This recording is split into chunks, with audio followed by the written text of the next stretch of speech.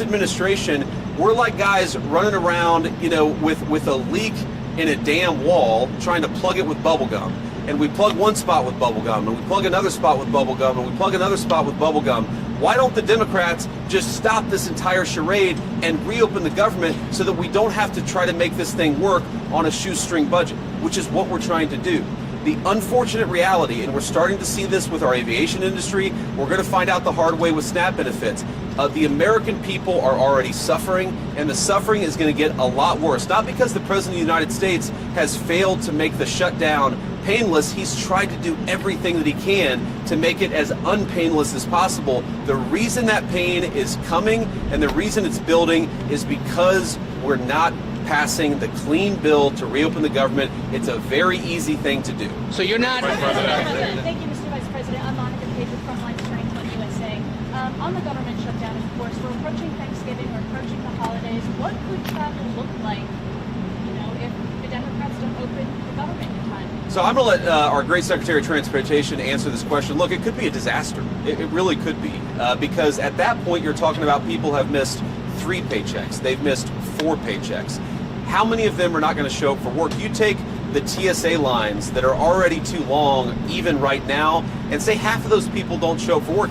Not because they're not hard workers or good people, but because they've got to find a different job to feed their families. What happens when the security lines are not an hour long, but they're 4 hours long? What happens when pilots start not showing up for work because they're so focused on paying the bills, they can't fly the plane safely? That's going to lead to massive delays. We want people to be able to get home for Thanksgiving. We want people to be able to travel for business, to make this entire engine of commerce work. We want the aviation industry to work. It's not going to work unless the Democrats reopen the government. These guys are doing heroic things to make it work as well as it possibly can, but every single person that I talk to a word, they are worried that the delays are going to reach a point where it makes it very, very hard for the American people to fly. Sean? To answer your question, our traffic will be snarled, but it'll be a disaster in aviation. And just I'm going to steal, you stole my point, I'll steal one from Scott Kirby from United. October is a slower air travel month, and we have great weather in October. And so you've seen minimal disruption because of good weather and slower travel. But as we go into November, travel picks up as people start to look at going to see their families. Kids come home from college. And if you don't have air traffic controllers who are being paid, they might want to stay on the job, but they cannot. They're going to have to go take a second job, and you're going to have mass issues throughout the airspace. People will not be able to go from one place to the other because of the government shutdown. And I hope Democrats don't take it to that point. Alex Brachet from ABC News. I'm curious, as we move into this holiday travel season, is the administration working on a plan to keep airports running smoothly? The other thing that I wanted to ask you is we got 20 million Americans who are set to see their health care premiums skyrocket with those ACA tax credits expiring. Curious your response there. Is the administration working on a plan to expand them? Why don't you take the question about what we're trying to do to try to limit the effects of the shutdown on aviation? I think Sean is a great person to address that, and then I'll address the health insurance premium question. Yeah, so we're working closely with NATCA, our air traffic controllers union, our technicians who work to keep the equipment safe and operational. I know Christy's working with TSA, so we are doing all we can to partner with and talk to our government employees who make this system run smoothly. But we can only ask so much. And I, as a guy who had a lot of kids and didn't make a lot of money early in my life, I know the pressure that these families are under. And by the way, think when these families go home, the fights that are had over the fact that you don't have money for basketball this season. The family strife that happens because they don't have money coming in the door is very, very real. So we are doing all we can to work with our partners to keep things running smoothly. But in the end, we can only go so far. And if I could just, before I turn it over, I love that you guys are asking us questions about what we can do to make this less painful. There's an easy, painless solution. Pass a clean CR. And by the way, I think you all, I was part of some shutdowns myself in Congress, and the tone of the press corps is very, very different in this one. You were rabid against Republicans who voted not to open the government up.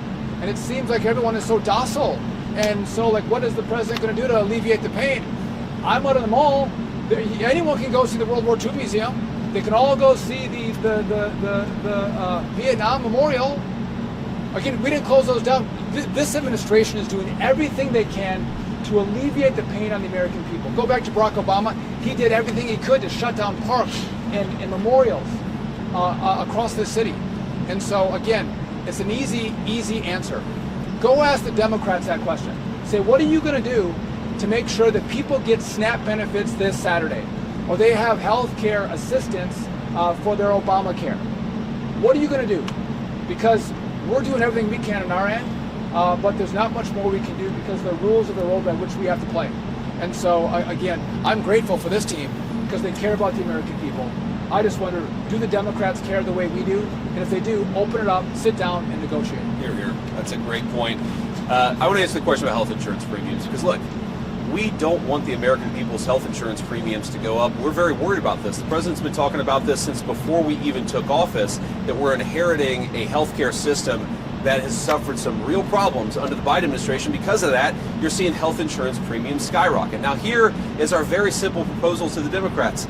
Let's sit down and come to a compromise and work it out. And you know what the Democrats' response to that is? Give us everything we want or we're going to shut down the government and keep it shut down. That is not reasonable behavior. That's not how you do compromise in this town. That is the way that the Democrats have operated. They are trying to take a hostage, and we can't reward that behavior. If we do that, if we say, yes, of course, we'll give you everything you want if you reopen the government, you know what's going to happen? In 3 months, they're going to come back to the administration and they're again going to say, we're going to shut down the aviation industry. We're going to deny people SNAP benefits unless you give us exactly what you want. That's how a child behaves. That is not how a responsible governing party behaves in the United States of America. And let me make one final point, and then we'll head out of this press conference. Look, I've been a little bit unfair, and I want to correct this.